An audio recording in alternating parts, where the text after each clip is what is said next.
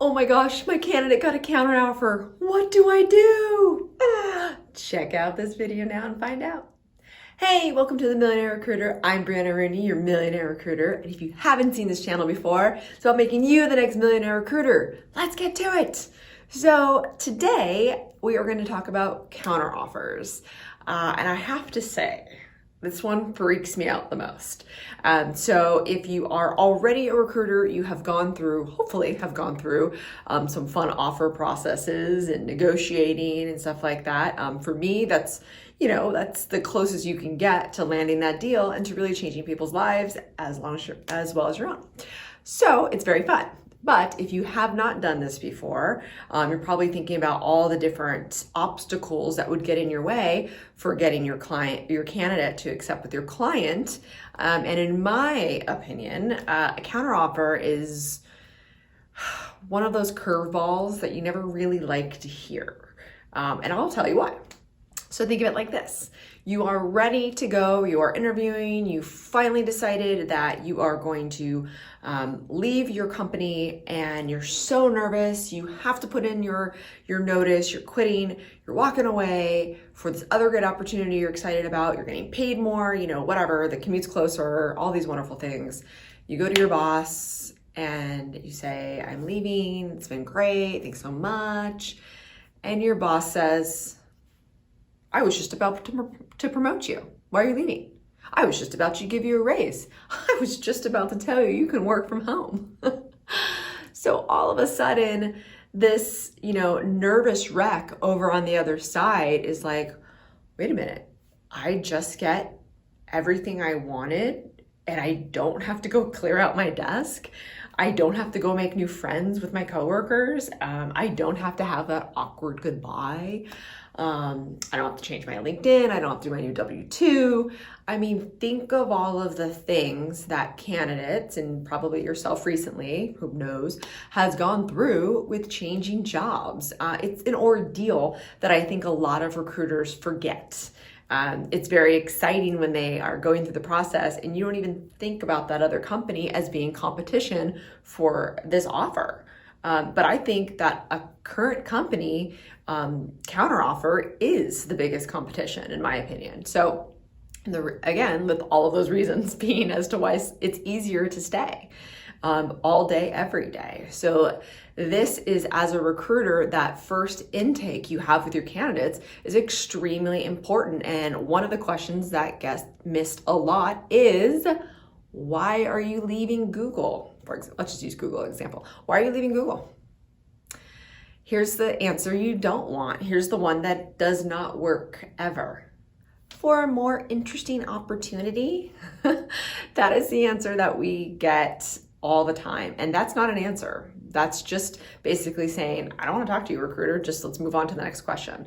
You need to dig, because at the end, if then Google gives them a better offer, what are you going to say to them? Well, you said you wanted something interesting. The person at Google is going to say, well, Google gave me a new project and it's more interesting. So there. That sucks. You went through this whole process. So this is where you have to dig. There has to be a reason why they are going to take time off from their job. There has to be a reason why they're going to go through all of that stressful interviewing. There has to be a reason why they're going to use their vacation days to do it. Think about all those things. People don't just normally do that because there's reasons. Maybe the manager isn't great. Maybe, they're tired of the project that they're working on. They do need another challenge. Maybe they see someone got promoted over them. Maybe they do want more money. So those are all the things that you have to remind them. Now, that's not the only thing to do. Of course, that's great ammo, but here's the biggie is hiring's hard, right? That's why us as recruiters have jobs. So does a company want to go out and try to find a replacement and in crunch time? So if they're having an employee leave, that means an employee probably gives 2 to 3 weeks notice, which means they're trying to fill that role big time. And plus the person's checked out, so they want to fill that role as soon as possible. Roles are typically filled 30 to 90 days, all depending on what they do, all depending on the time of the year.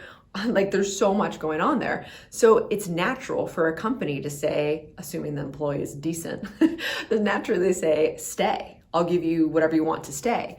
Here's what's going to happen, and here's what you need to tell your candidate. Once a company knows you are leaving, hence putting in your notice, you are put on this flag. You are put on this radar, basically saying this employee is no longer loyal.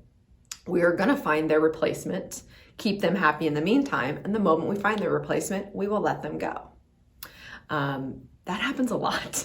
They also, as much as that person might want you to stay, it's going to be in the back of their mind that the candidate is leaving.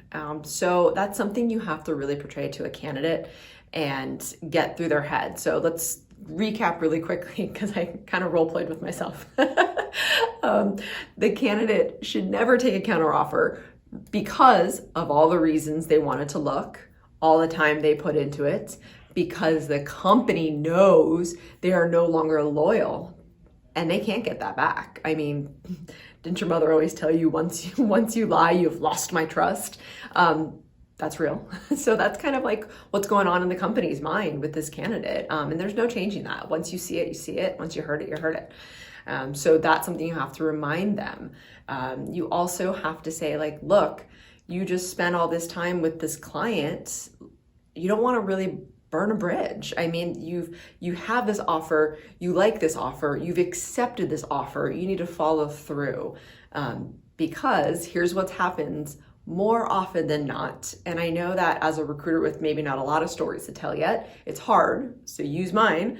More often than not, I have people who decline offers and go with the counter.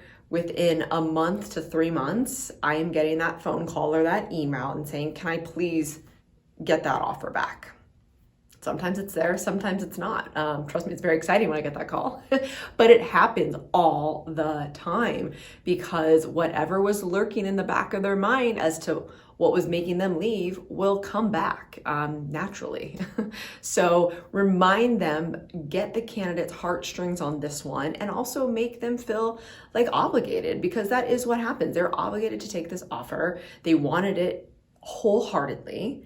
And just because it's easy to stay with that counter offer with their current company does not mean that's the right thing to do. So this is definitely a conversation, just like in all closing, it should never be done via email, but this is one that needs to be talked out for sure. And again, I will just warn you, just fair warning, that most candidates that do go with the counter offer, it's very difficult to get them on the phone, because why they went with that counter offer was probably they're a little bit of a coward. So they're not going to want to talk things through with you. So this is where you have to really, really be persuasive, do a text message, be open, don't be scary to them. They want a safe place. So as a recruiter, you need to be their safe place and you need to be their outlet. And again, you can't force someone to do something they don't truly want to do, but they accepted for a reason. So they truly do want to do that. So have fun with that one. I got to tell you, I would love to hear some of the battle stories on this one in the comments below. So definitely like, subscribe, and put those comments down there, because I would love to go back and forth and hear what you've been through, positive or negative, and then let's kind of spin that maybe into even another video. So good luck on those counters, but remember, have those notes from the intake every single time. It will go back to that intake that you took and that relationship that you have. So good luck, and I will see you every Thursday at noon. And do not forget to check out that course on the millionairerecruiter.com. I've definitely seen a lot more people enrolling lately because recruiters are needed and everything's done from home. So it's pretty cool. So don't forget that money is just a vessel to do all the amazing things that you want to go do in life. So go live it. See you next Thursday.